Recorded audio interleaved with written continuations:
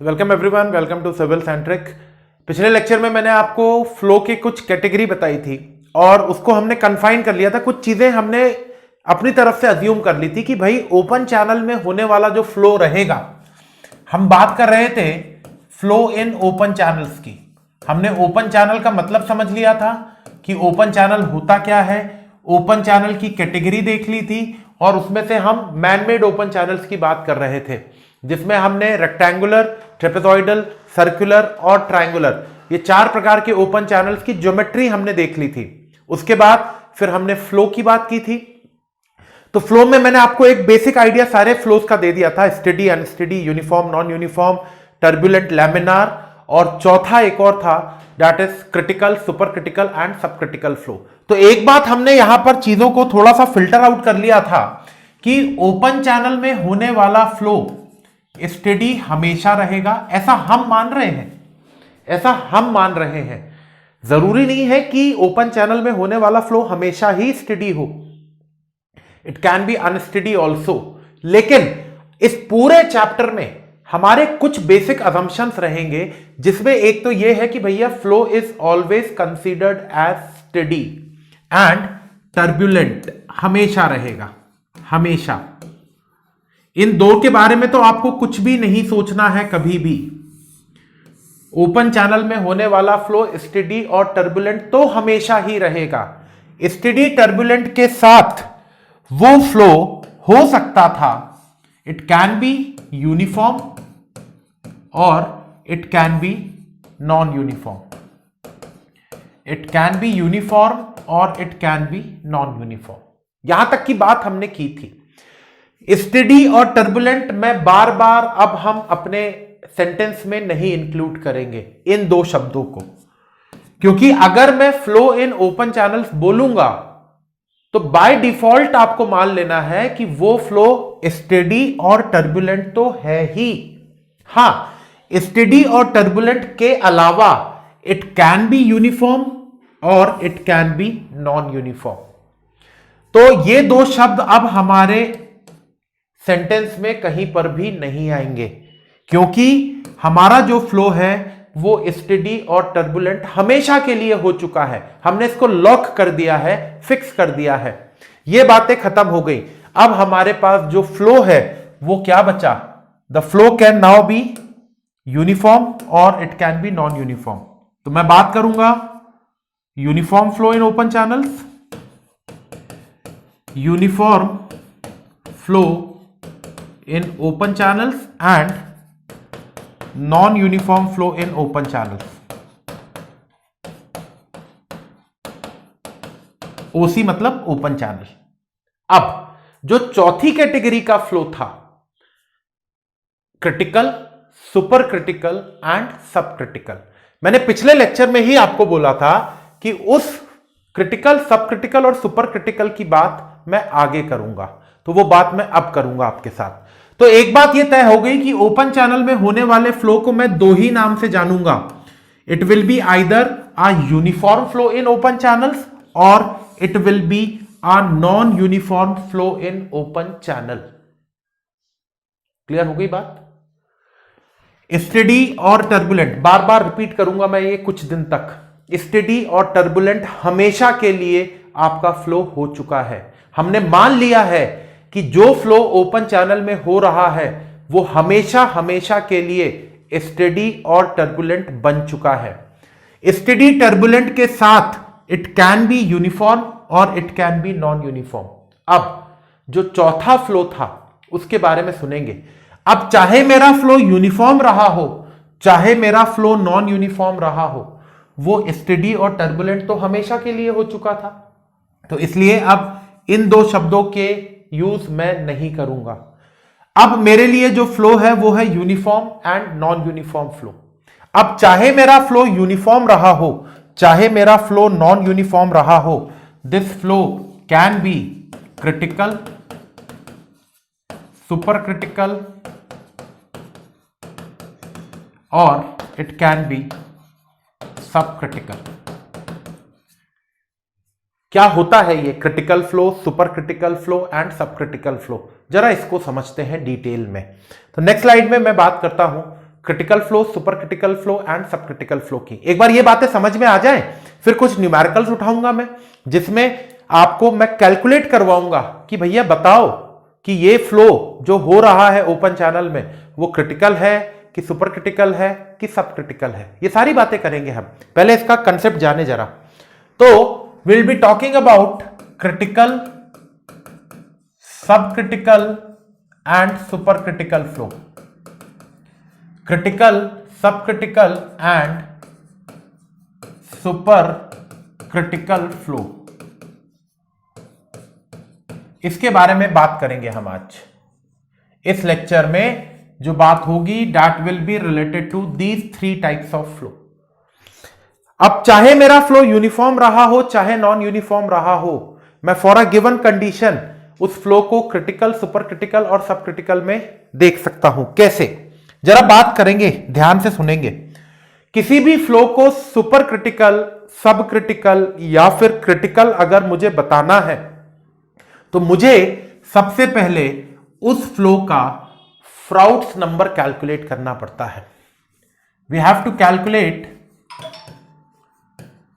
Calculate Froude's number. अब आप बोलोगे ये क्या होता है?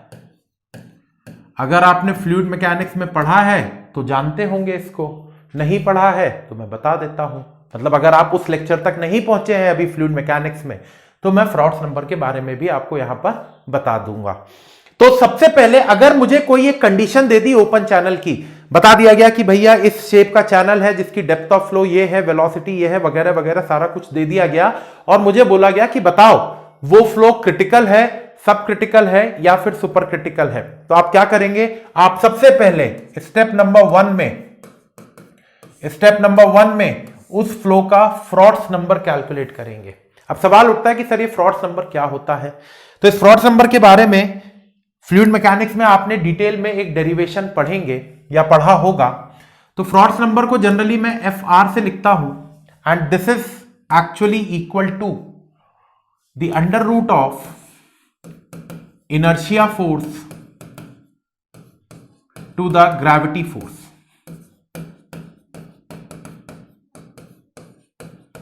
जो फ्रॉड्स नंबर होता है that is equal to the ratio of under root of inertia force to the gravity force. लेकिन इस तरीके से तो मैं फ्रॉड्स नंबर नहीं कैलकुलेट कर पाऊंगा भैया। मेरे को इनर्शिया फोर्स, ग्रेविटी फोर्स कब तक निकालते बैठूंगा मैं? बट ऑब्वियस सी बात है ना। तो इसका एक फॉर्मूला होता है, और वो फॉर्मूला इसी बेसिक डेफिनेशन से आया है। तो मैं डायरेक्टली आपको वो फॉर्मूला बता रहा हूं क्योंकि डेरिवेशन की जरूरत नहीं है आपको यहां पर। तो फ्रॉड्स नंबर जो होता है वो कैलकुलेट होता है इस फॉर्मूले से ओपन चैनल फ्लो के लिए। Froude's number is equal to V upon under root of G into DM, where DM is the hydraulic mean depth and V is the velocity of flow. हालांकि अभी मेरे को वेलोसिटी कैलकुलेट करना नहीं आता है। मुझे नहीं पता कि ओपन चैनल में होने वाले फ्लो की वेलोसिटी में कैसे कैलकुलेट करूंगा। अभी तक मैंने बताई नहीं ये बात आपको। अभी तो मैंने आपको सिर्फ चैनल की ज्योमेट्री बताई है, और उसके बाद मैं आपको कैटेगरी ऑफ फ्लो बता रहा हूं। अभी मैंने उस फ्लो की वेलोसिटी के बारे में तो बात ही नहीं करी है, करूंगा आगे।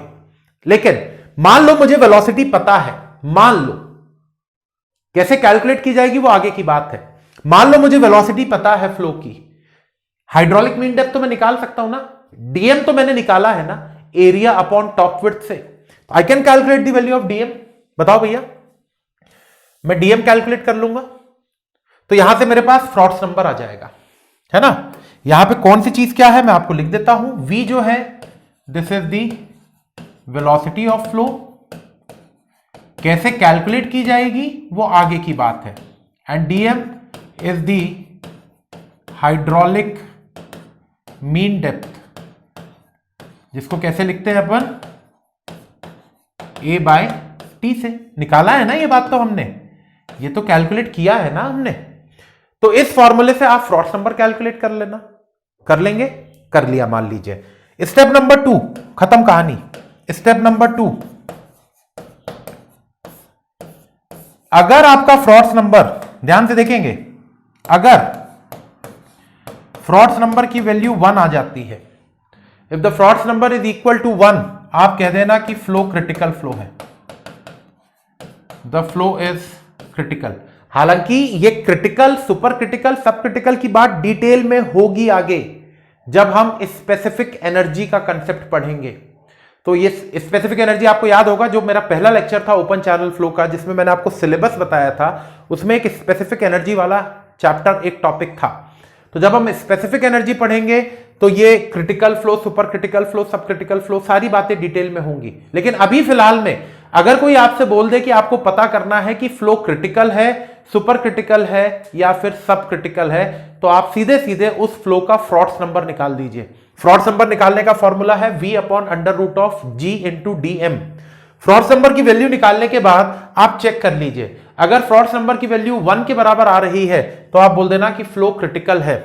अगर फ्रॉड्स नंबर की वैल्यू ग्रेटर देन 1 आ रही है तो आप बोल देना the flow is super critical. अगर फ्रॉड नंबर की वैल्यू ग्रेटर देन 1 आ रही है तो आप बोल देना the flow is super critical. और अगर फ्रॉड्स नंबर की वैल्यू लेस देन 1 आ रही है तो आप कह देना कि द फ्लो इज सब क्रिटिकल। बस अभी फिलहाल में यही, अभी फिलहाल में तो इतना ही जानना है आपको, इसके अलावा और कुछ नहीं। कि अगर Froude number is equal to 1 you will tell that the flow is critical. If the fraud number is greater than 1 you will tell the flow is supercritical, and if the fraud number is less than 1 तो आप कहेंगे flow सब critical है। ये concept क्या है critical, super critical, sub critical का, ये थोड़ा सा देर बाद जब हम स्पेसिफिक एनर्जी पढ़ेंगे कुछ लेक्चर्स के बाद, तब मैं आपको ये सारी बातें डिटेल में बताऊंगा। हालांकि ये बात अगर मैं आपको अभी नहीं भी बताता, ये सुपर क्रिटिकल, सब क्रिटिकल और क्रिटिकल के बारे में, तो कोई बहुत बड़ा नुकसान नहीं होता हमारा, है ना। ये बातें आगे भी करेंगे हम लोग दोबारा से।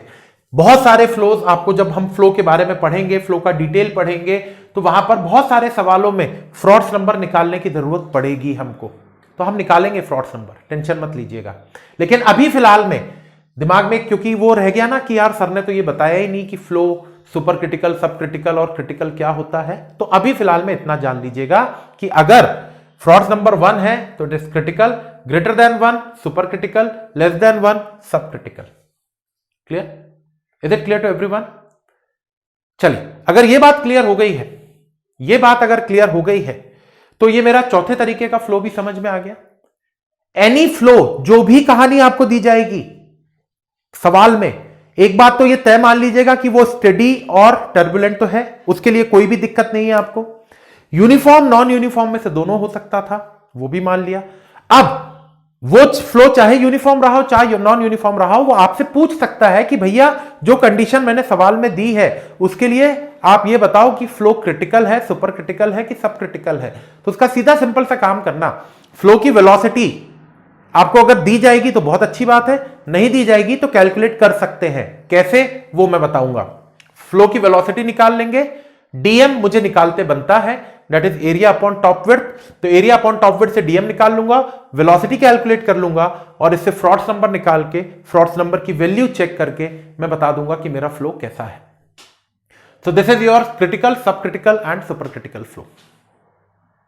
आई होप ये बात समझ में आ गई कि फ्लो क्या होता है, क्रिटिकल, सुपर क्रिटिकल एंड सब क्रिटिकल। इसका प्रैक्टिकल सिग्निफिकेंस क्या है, किस फ्लो को मैं क्रिटिकल बोलूंगा, मैंने फ्रॉड्स नंबर के हिसाब से तो बता दिया आपको, लेकिन कोई ना कोई प्रैक्टिकल सिग्निफिकेंस भी तो होगा ना इनका, क्रिटिकल, सुपर क्रिटिकल या फिर सब क्रिटिकल का, इनका प्रैक्टिकल सिग्निफिकेंस होता है।